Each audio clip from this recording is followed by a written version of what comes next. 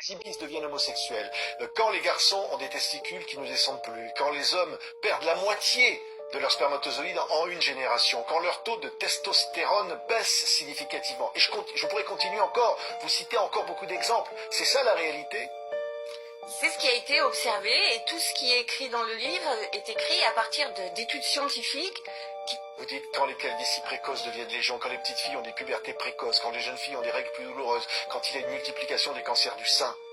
Tout ça vient d'une cause commune?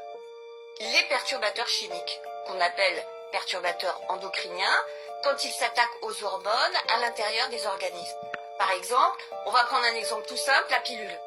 C'est un médicament, mais c'est un perturbateur hormonal, par définition, puisque justement, il va jouer sur les hormones. Eh bien, la pilule, les femmes le savent pas toujours, mais c'est un cancérigène, classé officiellement cancérigène par l'OMS, avec 38% de cancer du sein en plus quand on est sous pilule. Oui, Alligator, les femelles alligators ont commencé à avoir des ovaires qui ressemblent un peu aux ovaires polykystiques qu'on retrouve aujourd'hui chez les femmes.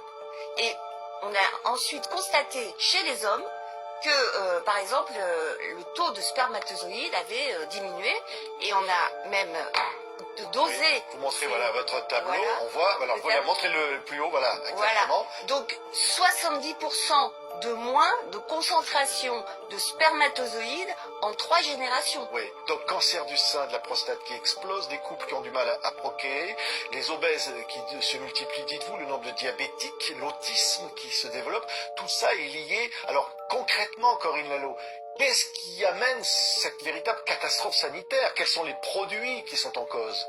Alors les produits, moi je les ai regroupés en 6 familles, hein, mais principalement les pesticides, les médicaments ainsi que les additifs alimentaires. Donc les médicaments, beaucoup de médicaments sont féminisants pour les hommes. Vous avez aussi tout ce qui est plastique. Dans les plastiques, il y a le bisphénol A pour les plastiques souples et pour les plastiques durs et les phtalates pour les plastiques souples. Donc les plastiques sont aussi perturbateurs hormonaux et féminisants. Oui. Vous avez les perfluorés, donc au fluor, c'est ce qu'on met par exemple dans les poêles, dans les cuisines, c'est ce qui est anti-adhésif. Et les retardateurs de flamme bromés, des polydes bromés, alors ce sont des produits qu'on met dans les tissus, dans les canapés, dans les rideaux, même quelquefois dans les habits. Et puis vous avez aussi les parabènes qu'on utilise comme conservateurs dans les cosmétiques.